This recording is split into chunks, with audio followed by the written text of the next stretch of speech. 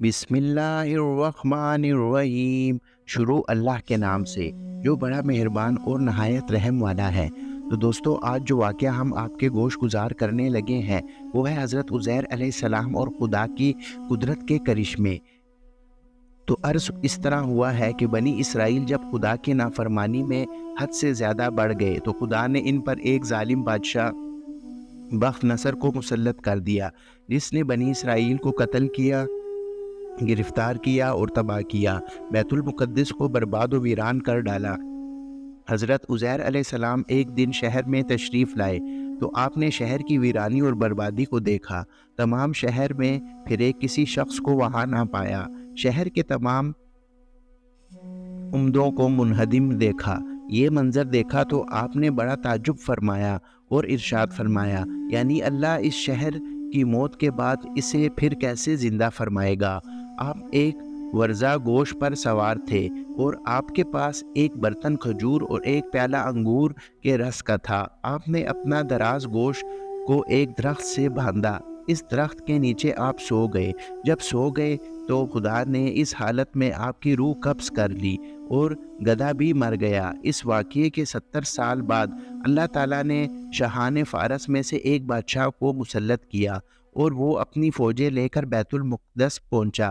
اس کو پہلے سے بھی بہتر طریقے پر آباد کیا اور بنی اسرائیل میں سے جو لوگ باقی رہے تھے خدا تعالیٰ انہیں پھر یہاں لایا اور وہ بیت المقدس اور اس کے نواح میں آباد ہوئے۔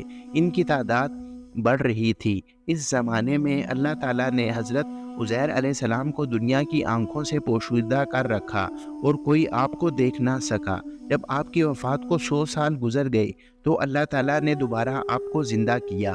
پہلے آنکھوں میں جان آئی، ابھی تمام جسم مردہ تھا۔ آپ کے دیکھتے دیکھتے زندہ کیا گیا۔ جب وقت آپ سوئے تھے وہ صبح کا وقت تھا اور 100 سال کے بعد جب آپ دوبارہ زندہ کیے گئے تو یہ شام کا وقت تھا۔ خدا نے پوچھا، اے عزیر، تم یہاں کتنے ٹھہرے؟ آپ نے اندازے سے عرض کیا کہ 1 دن یا کچھ کم۔ آپ کا خیال یہ ہوا کہ اسی دن کی شام ہے جس کی صبح سوئے تھے۔ خدا نے فرمایا، بلکہ تم تو 100 برس ٹھہرے ہو۔ اپنے کھانے اور اپنی یعنی کھجور اور انگور کے رس کو دیکھے کہ ویسا ہی ہے، اس میں بو تک نہیں آئی، اور اپنے گدھے کو بھی ذرا دیکھیے۔ آپ نے دیکھا تو وہ مرا ہوا ہے، گل چسکا تھا، اعضاء اس کے بکھرے ہوئے تھے اور ہڈیوں سفید چمک رہی تھی۔ آپ کی نگاہ کے سامنے اللہ نے اس گدھے کو بھی زندہ فرمایا۔ پہلے اس کے اجزاء جمع ہوئے اور اپنے اپنے موقع پر آئے۔ ہڈیوں پر گوشت چڑھا، گوشت اور کھال آئی، بال نکلے، پھر اس میں روح آئی، اور آپ کے دیکھتے دیکھتے ہی وہ اٹھ کھڑا ہوا اور آواز کرنے لگا۔ آپ نے اللہ کی قدرت کا مشاہدہ کیا اور فرمایا، میں جانتا ہوں کہ اللہ تعالیٰ ہر شے پر قادر ہے۔ پھر آپ اپنی سواری پر سوار ہو کر اپنے محلہ میں تشریف لائے۔ آپ کو کوئی پہچانتا نہ تھا۔ اندازے سے آپ اپنے مکان پر پہنچے۔ عمر آپ کی وہی 40 سال کی تھی۔ آپ ضعیف بڑھیا ملی جس کے پاؤں رہ گئے تھے اور نابینا ہو گئی تھی۔ آپ کے گھر کی باندھی تھی۔ اس نے آپ کو دیکھا۔ آپ نے اس سے پوچھا کہ یہ عزیر کا مکان ہے؟ اس نے کہا، ہاں، مگر عزیر کو گم ہوئے 100 سال گزر چکے ہیں۔ یہ کہہ کر خوب روئی۔ آپ نے فرمایا، اللہ تعالیٰ نے مجھے 100 برس مردہ رکھ کر پھر زندہ کیا۔ بڑھیا بولی، عزیر علیہ السلام مستجاب الدعوت تھے، جو دعا کرتے قبول ہو جایا کرتی تھی۔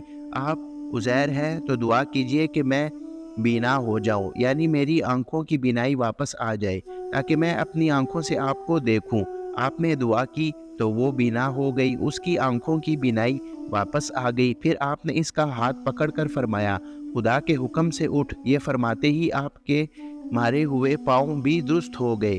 اس نے آپ کو دیکھ کر پہچانا اور کہا، میں گواہی دیتی ہوں کہ آپ بے شک عزیر ہی ہیں۔ پھر آپ کو محلے میں لے گئی۔ وہاں ایک مجلس میں آپ کے فرزند تھے جن کی عمر 118 سال کی ہو چکی تھی۔ آپ کے پوتے بھی تھے جو بوڑھے ہو چکے تھے۔ بڑھیا نے مجلس میں پکارا، یہ حضرت عزیر تشریف لائے ہیں۔ اہل مجلس نے اس بات کو جھٹلایا۔ اس نے کہا، مجھے دیکھو، میں آپ کی دعا سے بالکل تندرست اور بینا ہو گئی ہوں۔ لوگ اٹھے اور آپ کے پاس آئے۔ آپ کے فرزند نے کہا میرے والد صاحب کی شانوں کے درمیان سیاہ بالوں کا ایک حلال تھا، جسم مبارک کھول کر دیکھا گیا تو وہ موجود تھا۔ سبق: دوستو، ہمیں آج کے واقعے سے کیا سبق ملتا ہے کہ خدا کی نافرمانی کا ایک نتیجہ یہ بھی ہے کہ ظالم حاکم مسلط کر دیے جاتے ہیں اور ملک برباد و ویران ہو جاتے ہیں۔ اللہ تعالیٰ نے بڑی قدرتوں کا مالک ہے، وہ جو چاہے کر سکتا ہے۔ ایک دن اس نے سب کو دوبارہ زندہ کر کے اپنے حضور بلانا ہے اور حساب لینا ہے، اور یہ بھی معلوم ہوا کہ نبی کا جسم موت وارد ہونے کے بعد صحیح سالم رہتا ہے۔ ہاں، جو گدھے اپنی وہی مر کر مٹی میں مل جاتے ہیں وہ مٹی ہو جاتے ہیں۔ تو دوستو دیکھیں، آج کل ہمارے ملک پہ طرح طرح کے عذاب آ رہے ہیں، مہنگائی کی شکل میں، بد امنی کی شکل میں، قتل و غارت کی شکل میں، اور ہمارے حکمران بھی بہت ظالم ہے۔ اللہ نے ہماری نافرمانی کرنے پر ظالم حکمران ہم پر مسلط کر دیے ہیں۔ تو دوستو ہم پوری قوم کو چاہیے کہ ہم اللہ کے ہاں توبہ کریں اور گڑ گڑا کر اس سے معافی مانگیں تاکہ ہمارے حالات کچھ اچھے ہو سکیں۔ نہیں تو اگر ہم نافرمانی کرتے جائیں گے تو اللہ تعالیٰ ہمیں اسی طرح ہمارے اوپر ظالم حکمران مسلط کرتا جائے گا۔ تو دوستو آپ کو آج کی سٹوری ہماری کیسی لگی ہمیں کامنٹ سیکشن میں لازمی بتائیے گا، اور بیل آئیکن ضرور پریس کیجئے تاکہ ہمارے ہر آنے والی ویڈیو کا نوٹیفیکیشن آپ کو مل سکے، اور ہمارے چینل کو سبسکرائب کیجئے اور ہماری ویڈیوز کو زیادہ سے زیادہ اپنے دوستوں کے ساتھ شیئر کیجئے تاکہ وہ بھی اس سے مستفید ہو سکیں۔ تو دوستو آپ ہمارے چینل کو سبسکرائب کیجئے اور بیل آئیکن کو ضرور پریس کیجئے تاکہ ہمارے ہر آنے والی ویڈیو کا نوٹیفیکیشن آپ کو ٹائم پہ مل سکے۔